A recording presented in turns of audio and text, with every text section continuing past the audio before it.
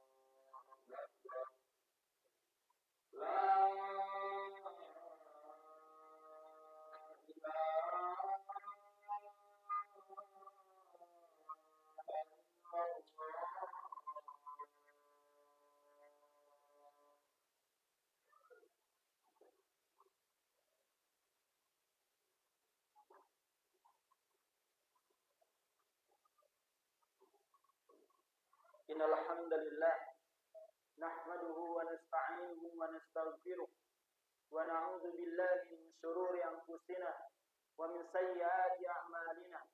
Man yahdihillahu fala mudilla lahu wa man yudlil fala hadiya lahu.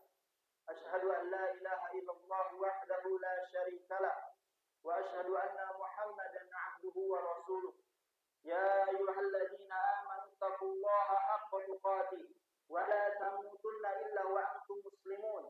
Ya ayyuhan nasu taqu rabbakum alladzi khalaqakum min nafsin wahidah wa khalaqa minha zawjaha wa batha minhuma rijalan katsiran wa nisaa'a wa واتقوا الله الذي تساءلون به والأرحام إن الله كان عليكم رقيبا يا أيها الذين آمنوا اتقوا الله وقولوا قولا سديدا يصلح لكم أعمالكم ويغفر لكم ذنوبكم ومن يطع الله ورسوله فقد فاز فوزا عظيما أما بعد فإن أصدق الحديث كتاب الله وخير الهدى هدى محمد صلى الله عليه وسلم وشر الأمور محدثاتها وكل محدثة بدعة وكل بدعة ضلالة وكل ضلالة في النار.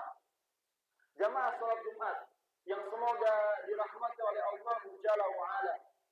Marilah kita bersyukur kepada Allah Jalla wa Ala yang telah memberikan kita banyak sekali kenikmatan sehingga dengan nikmatnya itu kita bisa melangkahkan kaki kita, mencurahkan hati dan pikiran kita serta tenaga kita untuk senantiasa tunduk dan patuh kepada Allah Jalla wa Ala, untuk senantiasa memposisikan diri-diri kita yang hina di hadapan Allah yang Maha Agung, memposisikan diri-diri kita yang kecil dan kerdil di hadapan Allah yang Maha Besar. Salawat beserta salam semoga tetap tercurah limpahkan kepada qudwah kita, suri tauladan kita, Nabi Muhammad sallallahu alaihi wasallam, kepada keluarganya, sahabat-sahabatnya, tabi'in, tabi'ut tabi'in, dan semoga sampai kepada kita yang insyaallah kita tetap istiqamah di atas sunnah Nabi Muhammad sallallahu alaihi wasallam sampai akhir hayat kita.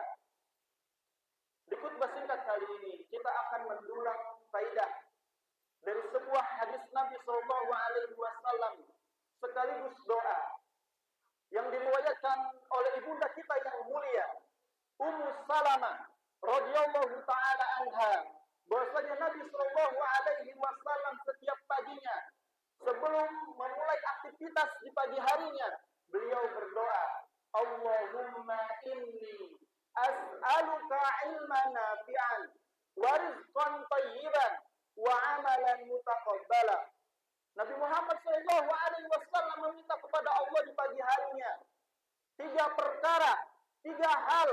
Yang pertama, jamaah sekalian yang dirahmati oleh Allah Jalla wa Ala, ilman nafi'an, ilmu yang bermanfaat. Ilmu yang bermanfaat untuk dirinya dan keluarganya, bermanfaat untuk dirinya dan anak-anaknya, termasuk bermanfaat untuk umat ini. Dan menuntut ilmu agama, di sini ilmu yang bermanfaat masuk di dalamnya adalah ilmu agama. Dan menuntut ilmu agama itu hukumnya wajib bagi setiap muslim. Sebagaimana sabda Nabi sallallahu alaihi wasallam, "Talabul ilmi fardhatun 'ala kulli muslim." Menuntut ilmu agama itu hukumnya wajib bagi setiap muslim. Sebagaimana Allah wajibkan kita salat 5 waktu, Allah pun mewajibkan kita untuk menuntut ilmu agama. Sebagaimana Allah mewajibkan kita berpuasa di bulan suci Ramadan, maka Allah Jalla wa Ala mewajibkan kita untuk menuntut ilmu agama.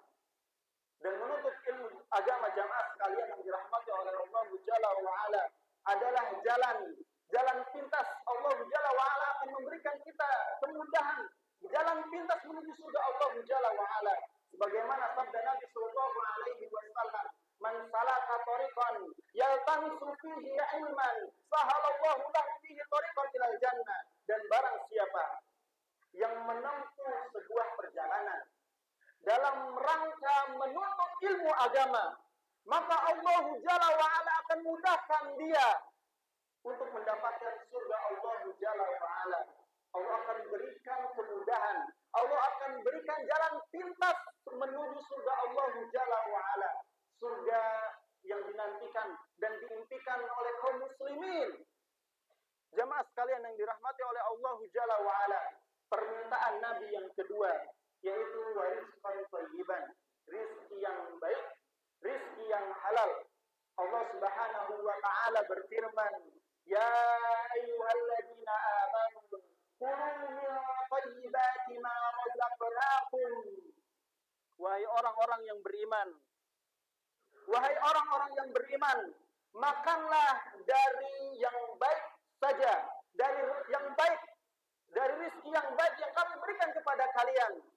Karena sejatinya apabila kita memakan makanan yang baik, maka akan berdampak kebaikan kepada diri kita. Akan tetapi apabila kita memakan, mencari rezeki yang halal, mencari rezeki yang haram, maka konsekuensinya adalah keburukan kepada kita. Dan salah satu hal konsekuensi yang kita dapatkan apabila kita memakan, mencari rezeki yang haram adalah tidak dikabulkannya doa kita kepada Allah Subhanahu wa taala. Sebagaimana sabda Nabi sallallahu alaihi wasallam, "Tsumma dzakara rajula yutilu safara ash'ata aghbara yamuddu yadayhi ila as-samaa, ya rabbi, wa mat'amuhu haram, wa mashrabuhu haram, wa malbasuhu haram, wa ghudhiya bil haram, fa anna yustajabu lidzalik." Nabi Muhammad Shallallahu Alaihi Wasallam menceritakan ada seorang laki-laki yang rambutnya kusut serta berdebu sehabis perjalanan panjang. Lalu laki-laki tersebut menengadahkan tangannya ke atas seraya mengucapkan ya Rabbi, wa mat'amuhu haram. Akan tetapi makanan yang dia konsumsi diambil dengan cara yang haram. Wa mashrabuhu haram. Minuman yang dia konsumsi diambil dengan cara yang haram. Wa malbasuhu haram. Pakaian yang dia kenakan diambil dengan cara yang haram. Wa ghudhiya bil haram. Dan apa yang masuk ke dalam tubuh dia diambil dengan cara yang haram. Fa anna yustajabu lidzalik. Lalu bagaimana bisa Allah Jalla wa ala menerima amal ibadahnya, menerima perkabulan doanya? Barakallahu li wa lakum fil Qur'anil azim wa nafa'ani wa iyyakum bima fihi min al-ayati wal dhikril hakim. Aqulu qawli hadha wa astaghfirullah li wa lakum.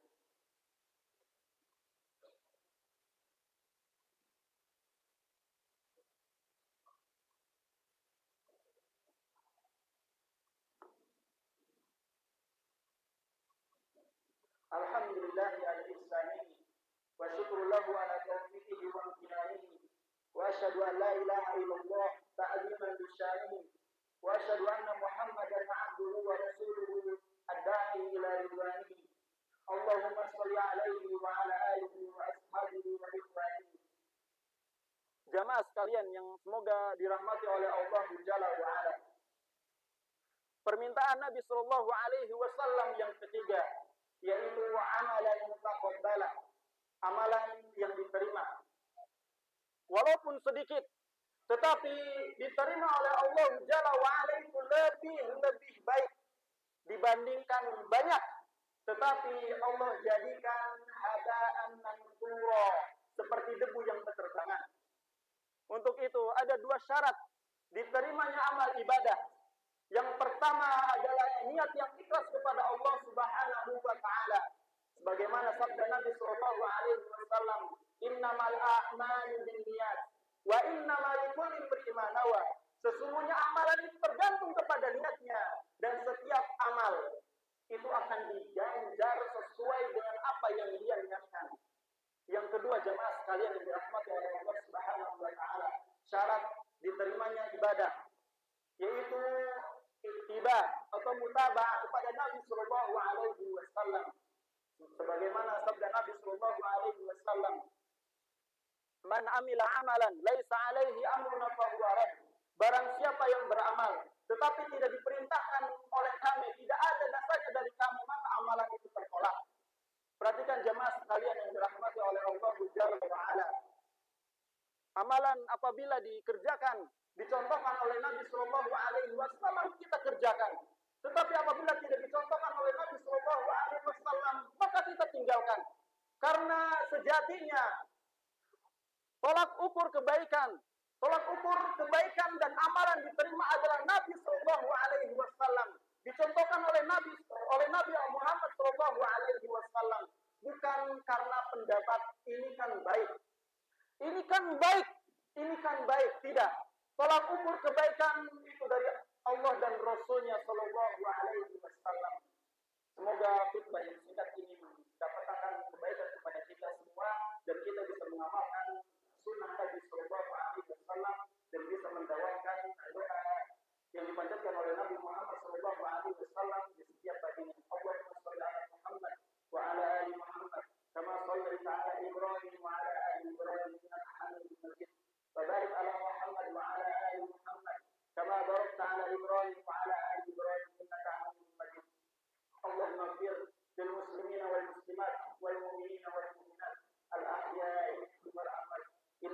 سميع قريب مجيب دعوة يا رب العالمين. اللهم إنا نسألك الرضا من القضاء. اللهم إنا نسألك الرضا من القضاء. اللهم إنا نسألك الرضا من القضاء. اللهم إنا نسألك الجنة ونعوذ بك من النار. اللهم إنا